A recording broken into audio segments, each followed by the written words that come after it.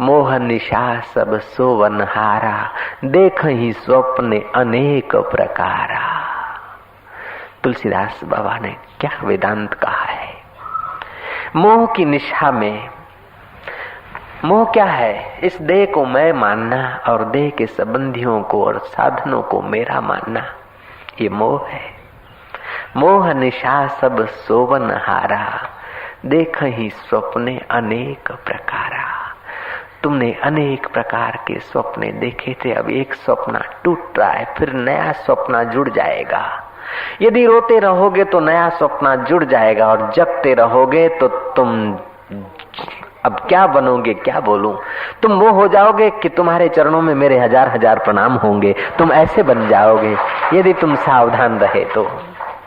मैं तुम्हारी तो पूजा करता हूँ, 12 बजे तक गुफा में कमरे में रहता हूँ, 12 बजे आया हूँ इधर तुम्हारे बीच। मैं क्या कर रहा था? कोई शक्कर की दुकान पे थोड़े बैठा था, तुम्हारी पूजा कर रहा था, तुम्हारा ही ध्यान कर रहा था, तुम्हारा ही चिंतन कर रहा था। लेकिन खबरदार, जिसको तुम मैं मानते हो उसका चिंतन नहीं करता था। जिसको कृष्ण मैं मानते हैं, जिसको लीलाशाह बापू मैं मानते हैं, उसका मैं चिंतन करता था। और तुम वही हो। जिसका मैं ध्यान करता हूँ तुम वही हो। जिसको मैं नमस्कार करता हूँ तुम वही हो। जिसको मैं परमात्मा कहता हूँ तुम वही हो। तुम जरा जगो तो सही भैया। ओम ओम ओम ओम ओम ओम ओम ओम।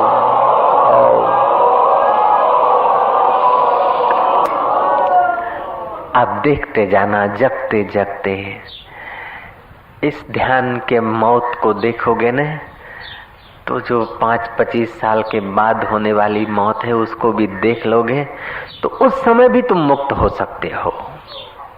ये ध्यान यदि तुम्हें पच गया और इसी ध्यान की तरकीब मरते समय भी आ गया, आहा, अपि चेत् दुराचारेभ्यो पापेभ्यो पाप कृतम् सर्व ज्ञान पल्लवेन वृजिनम समतरिष्यसि। हे अर्जुन, तू पापी हो, पापियों में भी महापापी, पापी शिरोमणि हो, लेकिन तू ज्ञान की नाव में बैठेगा तो निसंदेह तर जाएगा। अंत समय भी तुम्हें ज्ञान हो जाए कि मैं नहीं मरता, ये मरता है। मैंने सुनाई थी वो कथा। बुद्ध तप कर रहे थे, तप करते करते शरीर खूब क्षीण हो गया था और शरीर में कोई शक्ति सामर्थ्य नहीं रही थी। ऐसे मौके पर सुजाता खीर ले आई और बुद्ध को बल मिल गया। सुजाता उनकी सेवा करती थी। सेवा करने वाला व्यक्ति स्वाभाविक ही निकटवर्ती हो ही जाता है। वो सुजाता बुद्ध की निकटवर्ती हो रही थी। एक दिन बुद्ध बैठे थे, एक अर्थी जा रही थी, राम बोलो भाई राम। बुद्ध उस अर्थी को देखकर खूब हंसे। सुजाता हैरान हो गई। सुजाता ने सुन रखा था कि सिद्धार्थ बुद्ध जब घर छोड़े थे तो इन्हीं कारणों से घर छोड़े थे। वृद्ध को देखकर, बीमार को देखकर, अर्थी को देखकर, बूढ़े सन्यासी को देखकर, इस प्रकार मौत को देखकर बुद्ध को संसार से वैराग्य हुआ था और बड़े गंभीर हो गए थे, चल पड़े थे। और आज इसी मौत को देखकर बुद्ध हंस रहे। जिस मौत ने बुद्ध को चोट पहुंचाई वही वैसी ही मौत गुजर रही है किसी की, और बुद्ध हंस रहे। सुजाता चकित हो गई। सुजाता ने कहा, हे बंते, आप मौत देखकर तो हो गए फकीर, हो गए खोजी, और उसी मौत को देखकर आज हंस रहे हैं, क्या बात है? बुद्ध कहते हैं कि सुजाता, मुझे हंसी इसलिए आ रही है कि पहले मैं समझता था कि मैं मरता हूं। मौत को देखकर, किसी की मौत को देखकर मुझे लगता था कि हम भी मरेंगे, लेकिन अब मैं समझ गया हूं कि ये मरेगा, हम कभी नहीं मरते, इसलिए मैं हंस रहा हूं।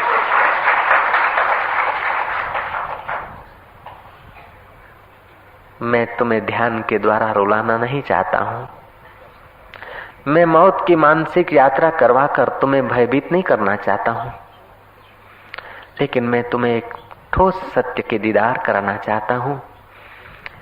जो मौत घटेगी और बेहोशी में मौत घटेगी, नासमझी में मौत आए, उसके पहले हम मौत को समझ लें। और वो मौत आएगी जरूर। जिसको तुम मैं मान रहे हो उसकी मृत्यु जरूर होगी, और जिसको कृष्ण मैं मान रहे हैं, गुरु लोक मैं मान रहे हैं, शिव जी मैं मान रहे हैं, शास्त्र मैं मान रहे हैं, जिसको जो तुम्हारी असली मैं है उसकी मौत नहीं होती। तो हम तुम्हारी नकली मौत, तुम्हारी नकली मैं की जो मौत है उसकी यात्रा करा रहे हैं। तुम सहयोग दो, यात्रा में रो मत, कदम उठाओ ना। रोने से हम छोड़ देंगे हो सकता है, लेकिन समय नहीं छोड़ेगा। रोने से हम छोड़ दें, चलो ध्यान नहीं कराते इस प्रकार का, दूसरा कराएंगे, लेकिन हम छोड़ सकते हैं। तुम रो लोगे, हम छोड़ देंगे इस यात्रा को, लेकिन वो मौत तो यात्रा करवाएगा ही। वो डंडे मार के यात्रा करवाए, उससे उचित है कि संतों के प्यार और पुचकार के साथ तुम यात्रा कर लो, ताकि डंडों के द्वारा यात्रा फिर न करनी पड़े बार बार। फिर आखिरी यात्रा हो जाए, एक बार ही यात्रा हो जाए। क्या बात है। अब तालियां बजा रहे हो। वही चित्त था तुम्हारा जो रो रहा था, और वही चित्त हंस रहा है। जिस समय तुम्हारा चित्त रो रहा था उसको भी तुम भीतर देख रहे थे, और जिस समय अभी हंस रहा है और तालियां बजा रहा है इसको भी तुम देख रहे हो। तुम वही हो। उत्तिष्ठ, जागृत, उठो, जागो। कब तक इस मोह निशा में सोओगे? मोह निशा सब सोवन हारा, मोह निशा सब सोवन हारा। देखहि स्वप्ने अनेक प्रकारा, देखहि स्वप्ने अनेक प्रकारा। अनेक प्रकार के हम लोग सपने देखते हैं। अब उन स्वप्नों से यदि आप उब गए हो, तो अगर उन स्वप्नों से तुम्हें कोई सार हाथ न लगा हो, तो स्वप्ने में जो कुछ हाथ लगा है जागृत में वो कोई सार होता नहीं है। स्वप्ने में तुम प्राइम मिनिस्टर बन गए और आंख खुली तो हता त्यों ना त्या, और स्वप्ने में तुम्हें जेल मिल गई 10 साल की, न करे नारायण, लेकिन आंख खुली तो कुछ नहीं।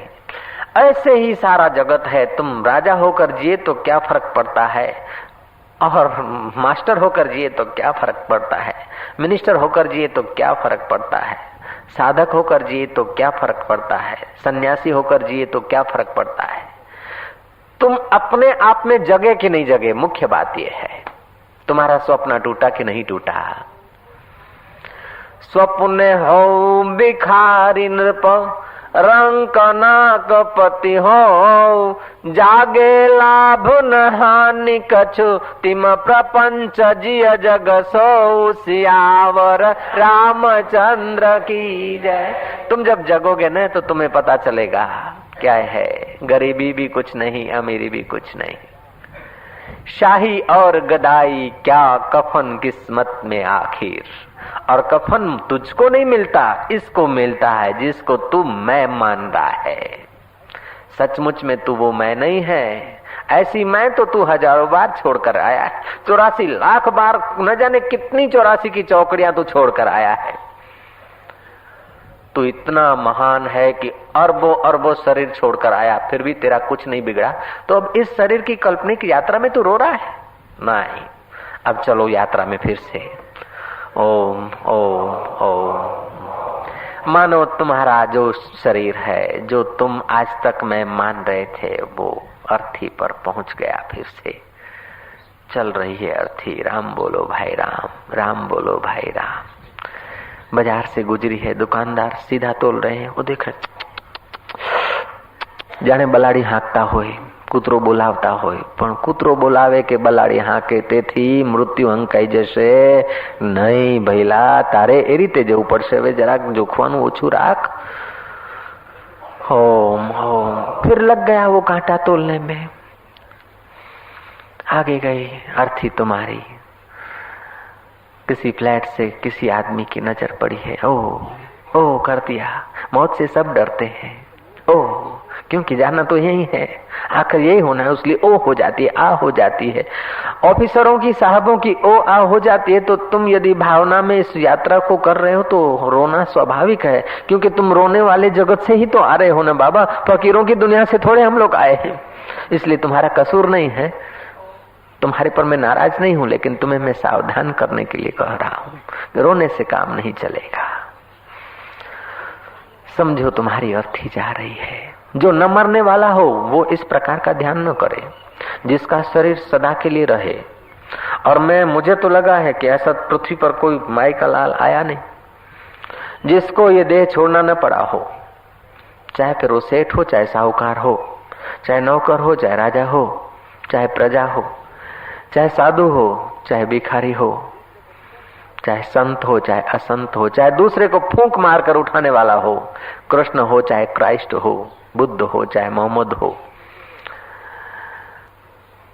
सबको जाना पड़ा है। क्योंकि संसार है, सरकने वाली चीजें हैं।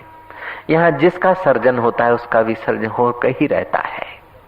चांद सफर में, सितारे सफर में, दरिया सफर में, दरिया के किनारे सफर में, तो यार तुम बेसफर कैसे रह सकते हो? तुम भी सफर में हो, होने दो इसका सफर जिसका हो रहा है।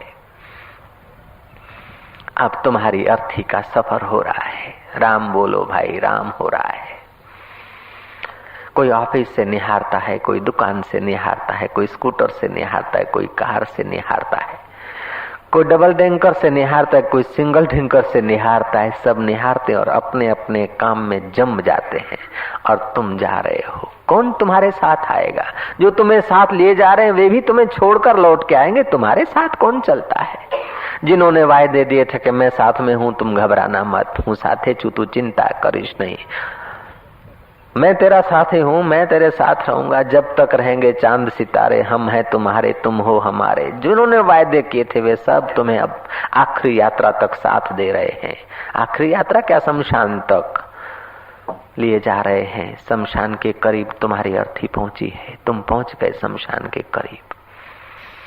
सुकन किया गया है, मत की फोड़ी, जिनमें जो रिवाज होता है, जिन लोगों में कुत्तों को लड्डू बांटे, बाल बिखेर दिए। एक आदमी भागा भागा गया शमशान में कि 12 मन तोलो, पैसे जरा ज्यादा है तो 16 मन तोलो, और जरा धन ज्यादा है तो 18 मन तोलो, शरीर ने जरा चर्बी रखी है ज्यादा तो 20 मन तोलो। 20 मन तुलवा ले तुम्हारा बच्चा, तुम्हारा कुटुंबी, 16 मन तुलवा ले, 12 मन तुलवा ले, लेकिन आखिर में मिलेगी तुम्हें अग्निदान। अग्निदान मिल रहा है, अग्निदान की तैयारी हो रही है। मजदूर लकड़ियां तोल रहे हैं। तुम्हारे जीवन का सारा नफा और नुकसान, कर्म और धर्म, सुख और दुख जिसके कारण थे उसको आज 12 मन में पूरा किया जा रहा है। जिसकी माल मिलकत थी वो आज 12 मन लकड़ी का अधिकारी मात्र है, लेकिन ये लकड़ियां भी साथ में न ले जाएगा, लकड़ियां और खुद वो यहाँ रह जाएगा। ओम ओम ओम। क्या देह की नश्वरता और क्या मनुष्य तेरी ममता, क्या देह का बेहालपना और क्या मनुष्य तेरी लंबी चौड़ी कल्पना और वासना।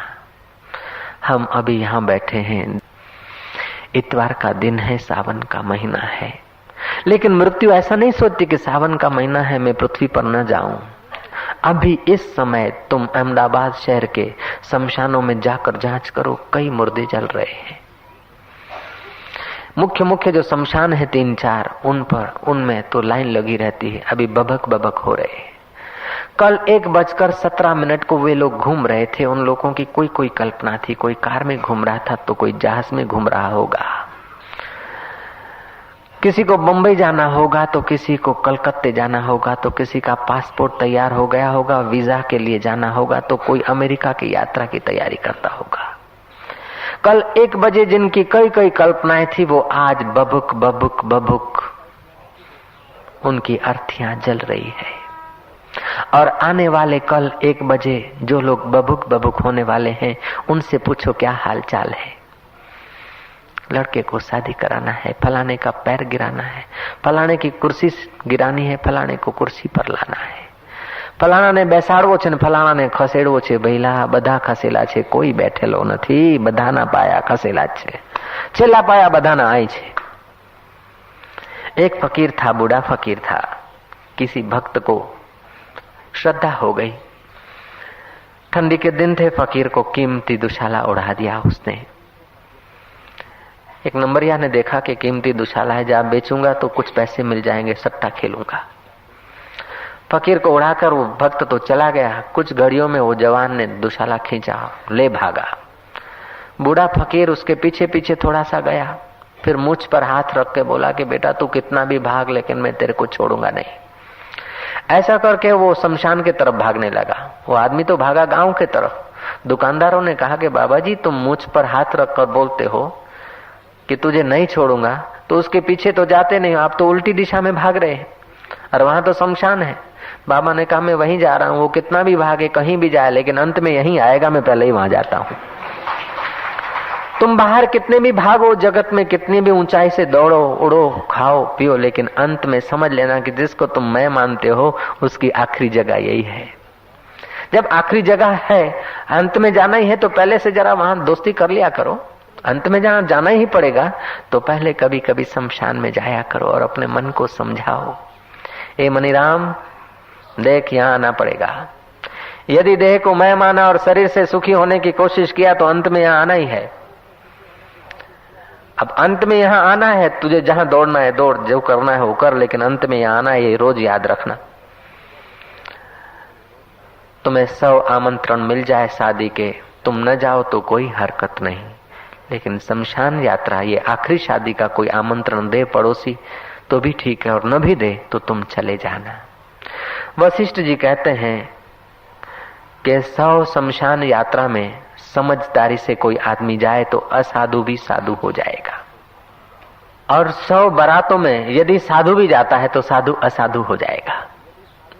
शादी विवाह में सज्जन भी जाता है, ऐश आराम और विलास की बातें और हास्य विलास होते हैं, वहां पर सज्जन भी यदि जाता है बार बार तो उसकी वृत्तियां भी नीची होने लगेगी।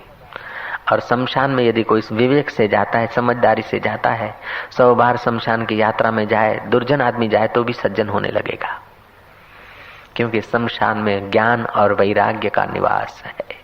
भक्ति तो हम लोग करते हैं, भक्ति तो सब करते हैं।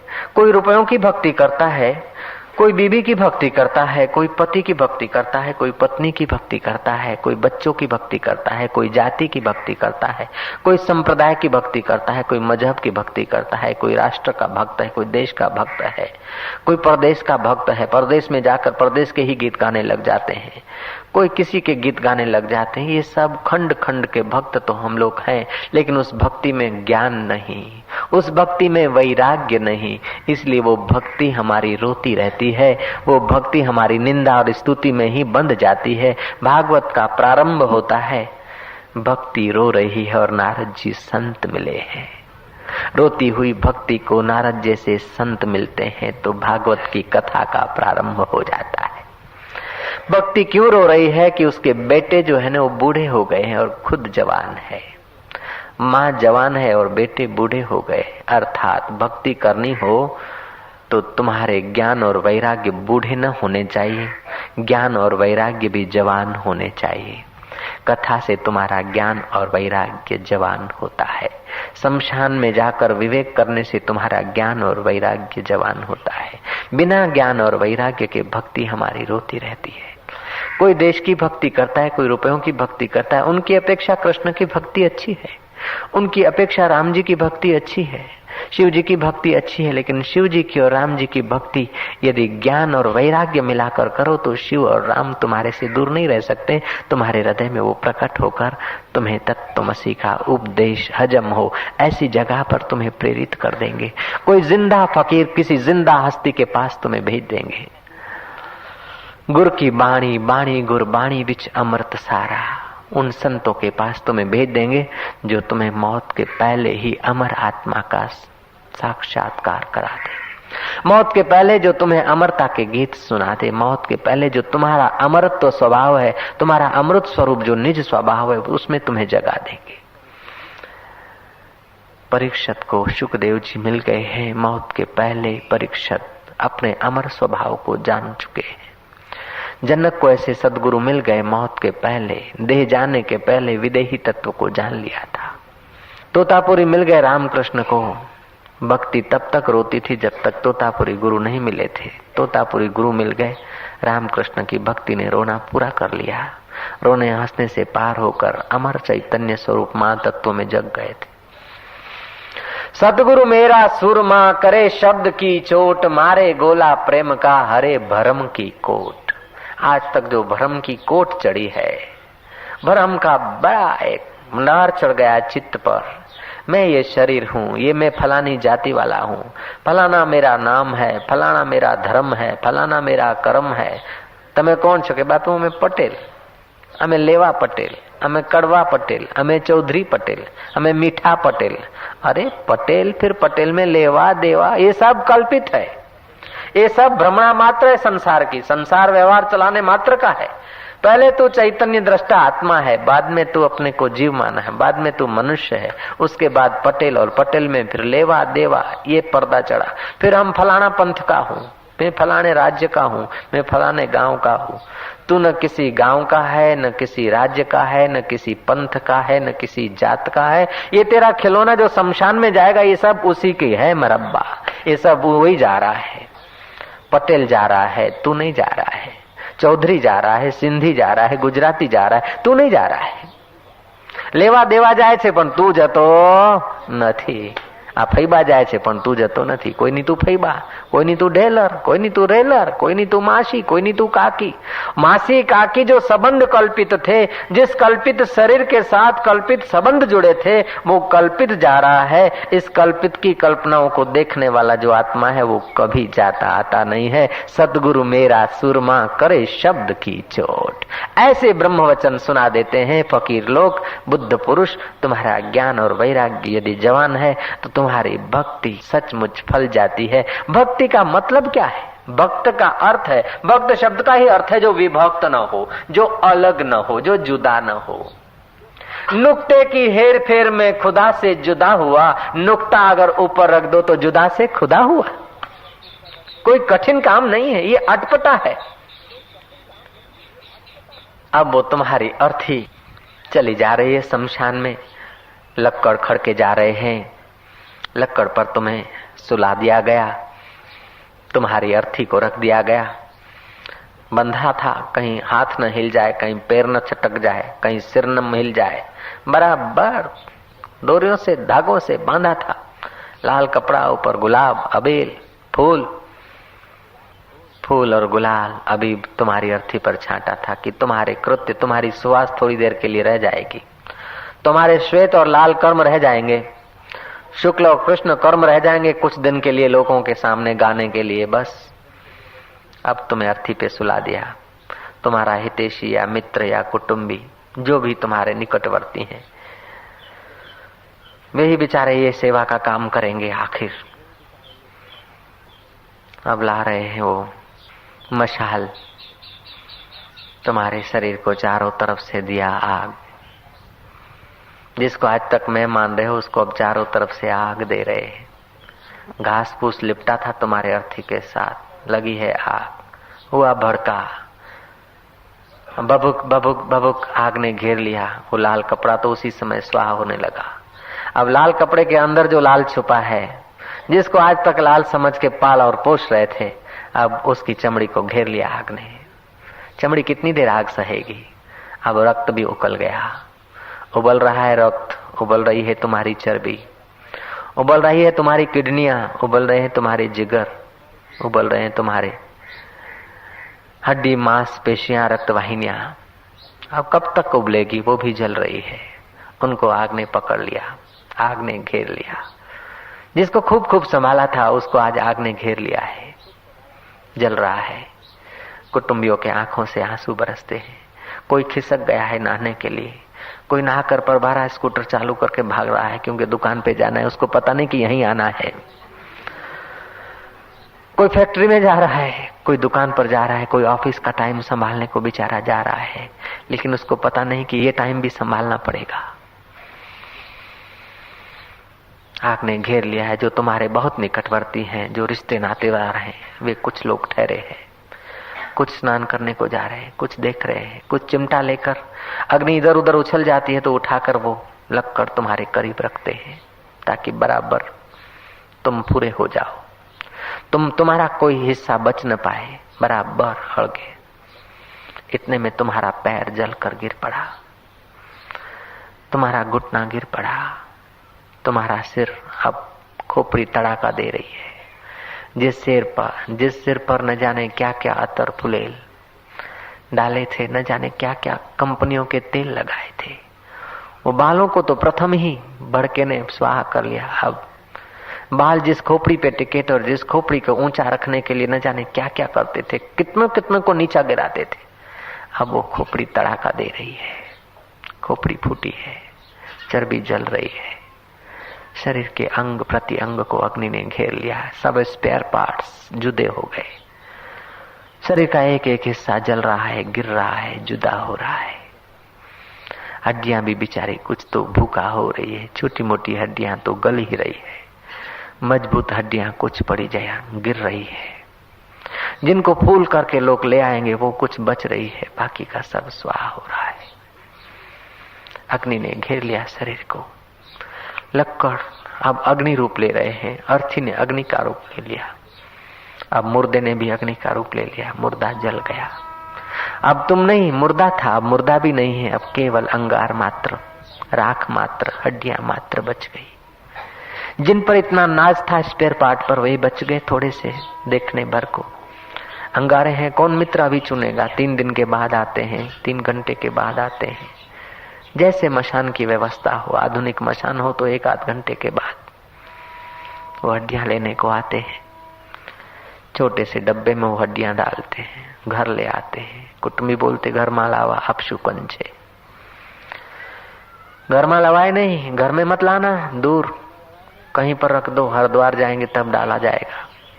जो आज तक घर का मालिक था उसकी हड्डियां घर में नहीं आ रही है।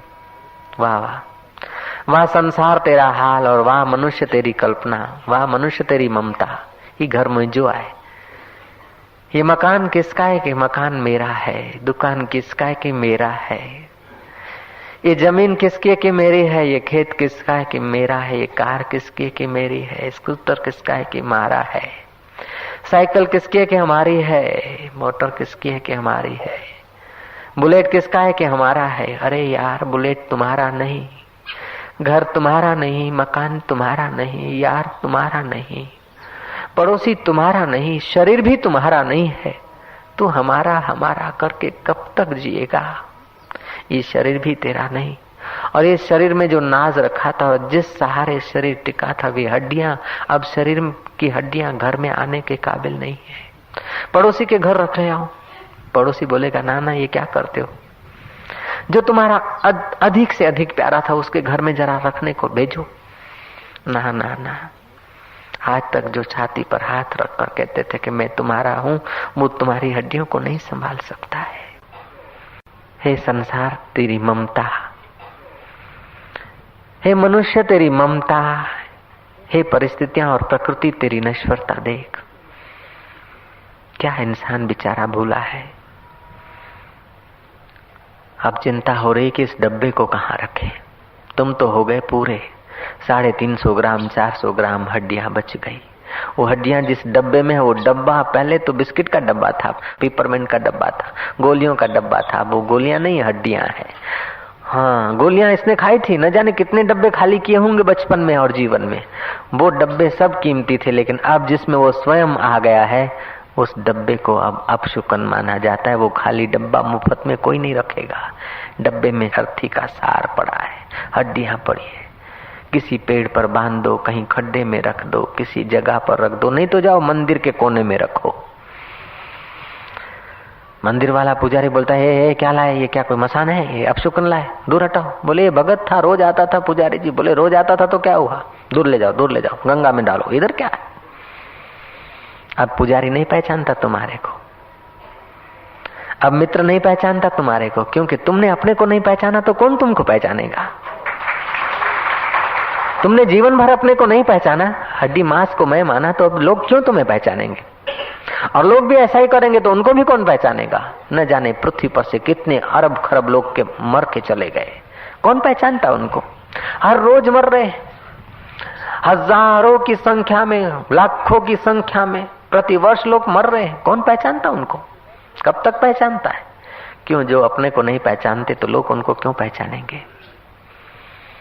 अब तुम्हारी हड्डियां सेठ की है कि नौकर की है पता नहीं, हिंदू की है कि मुस्लिम की है पता नहीं, जिसकी कीर्ति के लिए तुम न जाने क्या क्या करते थे, जिसके यश के लिए न जाने क्या क्या करते थे, जिसको अच्छा कहलाने के लिए न जाने क्या क्या करते थे, उसका देखो क्या हाल हो रहा है बेचारे का।